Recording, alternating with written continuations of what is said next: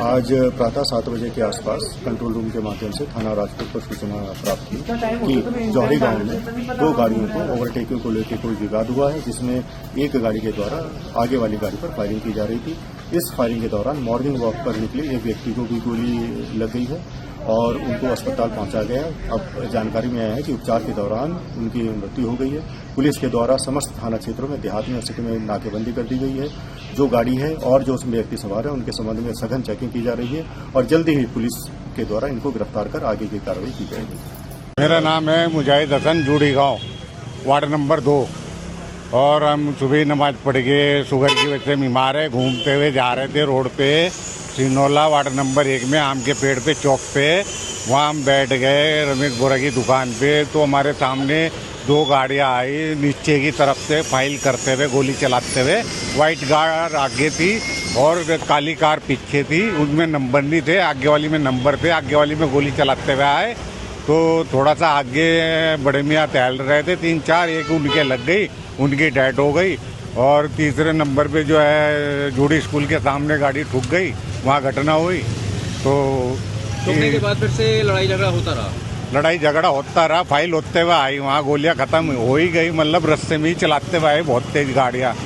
तो मैं विकलांग में हूँ और मजदूर आदमी हूँ, मुजाहिद अंसारी, वार्ड नंबर 2, सागरलाम। आपको पता चला होगा कौन है, बताया सेना के रिटायर्ड अधिकारी हैं। तो वो जवान लड़के थे गाड़ी के अंदर। हमने जिसकी मौत हुई वो कुलाट के यहाँ है, उसका नाम है विजय जोशी बता रहे। वो मैंने नहीं देखा, मैंने नंबर 1 पहले नंबर पे देखा था। वो जितना मैंने देखा इतना मैंने बता दिया। तो सुबह जब आप निकले थे, दुकान पे बैठे हुए थे, तो गाड़ियाँ मतलब खुलेआम फायरिंग करते हुए आ रहे हैं, कैमरे में आ गई है। तो पिक्चरों में देखते हैं गैंग वॉर चल रहा है। हाँ जी। कोई डर नहीं, कुछ नहीं, कोई डर नहीं है। और गाड़ियाँ तेज भाग रही थी। गाड़ियाँ हवा की तरफ होते थी दोनों। आगे वाली पे गोलियां चलाते हुए आए, व्हाइट रंग की कार पे, काली वाली जो पीछे थे जिसमें नंबर नहीं थे वो फरार हो गए जी। वो घूमते घूमते उनकी गोली लग गई जी। मेरा नाम सागर लामा है, मैं विजयपुर वार्ड 2 से क्षेत्रीय पार्षद हूँ। जो घटना जो है कि सुबह 6:40 पर मुझे फ़ोन पर सूचना मिली, जो नगर निगम के कर्मचारी जो सफाई के रूप में यहाँ पर कार्यरत हैं, तो उसने सूचना दी कि भाई जो हमारा प्राथमिक विद्यालय पाठशाला है, तो यहाँ पे यहाँ पे गोलियाँ चल रही हैं। तो ये सूचना मुझे मिली और जो ये तेज़ गति से गाड़ियाँ जो आ रही थी सिनोला की तरफ से, ये गाड़ियाँ आई हैं। जो जैन जी कोई बार है, कोई रेस्टोरेंट है, तो वहाँ पर ये कुछ मेरे ख्याल से बात पर विवाद हुआ, उसकी पूरी जानकारी नहीं है। तो गाड़ियाँ फॉर्च्यूनर सफ़ेद गाड़ी थी जिसके पीछे स्कॉर्पियो गाड़ी लगी हुई थी और उससे लगातार फायर किया जा रहा था।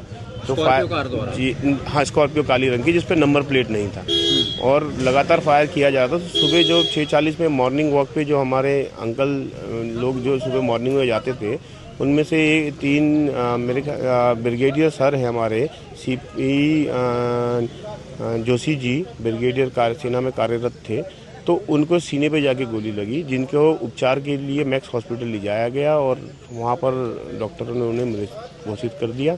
और लगातार वो तेज़ गति से गाड़ियाँ आती रही और जोड़ी प्राइमरी पाठशाला में एक पेड़ में आकर टकराई। उसमें से स्कॉर्पियो में से फिर 8-10 लड़के जो भी थे, जितनी संख्या मुझे पूरी जानकारी नहीं है। गोली चलने वाली घटना हुई है, फिर चेजिंग फिर से शुरू हुई है। जी। गोली तो ऊपर से वो चलाते हुए आ रहे थे। तो उनमें से जो शुरू में जो फॉर्च्यूनर में थे, उनमें से गाड़ियाँ उनकी गाड़ी में शीशों में लगी है, पर कोई उसमें किसी लड़के को नहीं लगी। जो भी इसमें युवा बैठे थे उनको नहीं लगी। जो वॉक कर रहे थे वो मिस होके उनको अंकल को लगी। और यहाँ पर आकर उन्होंने जब गाड़ी टकराई तो फॉर्च्यूनर टकराई, तेज़ गति में थी, मोड़ को मोड़ नहीं पाए, तो उन्होंने फिर स्कॉर्पियो से उतर के लाठी डंडे सरिया जो भी था उन्होंने गाड़ियाँ तोड़ी, लड़कों को मारा और उनमें से जिनको ज़्यादा घायल हुए थे उनको भी मैक्स हॉस्पिटल उपचार के लिए भेज दिया गया। तो ये सर्कमस्टेंशियल एविडेंस क्या बता रहे हैं, मतलब जो गाड़ियाँ आ रही थी और सुबह के टाइम पे भी नाइट क्लब खुला हो सकता है? नाइट क्लब, हाँ, ये जो क्लब है जो हमारा जो उत्तराखंड है, जहाँ भी हम देव भूमि जिसे हम कहते हैं, तो सरकार को इस विषय में सोचना चाहिए कि लगातार यहाँ पे जो क्लब खुल रहे हैं और इस तरीके से रात भर जो सुबह चलते हैं, तो हम किस दिशा में जा रहा है। उत्तराखंड जो हमारा है, जो दून वैली जिसे माना जाता है, जिसे देव भूमि माना जाता है, अतिथि देव भव की तरफ से हम पर्यटनों को हम स्वागत करते हैं, उनके आड़ में जो अवैध तरीके से जो ये गुंडागर्दी करने के लिए उनके आड़ में घुस रहे हैं, इसकी सुरक्षा के लिए भी सरकार को सोचना चाहिए। राजधानी में जो हमारी बनी हुई है देहरादून के लिए लगातार बिगड़े हालत के बारे में सरकार को सोचना चाहिए। यह बहुत चिंता का विषय है कि आगे जाकर इस तरीके से अगर वारदात होते रहेंगे तो हमारा उत्तराखंड नहीं रहेगा। जिस तरीके से अन्य राज्य जहाँ पे अपराध होते रहते हैं उसी मोड पे हमारा जो उत्तराखंड है वो चलता जा रहा है, और बहुत जल्द इस तरीके से अगर ये होता रहेगा तो ये गढ़ इन अपराधियों का गढ़ बन जाएगा।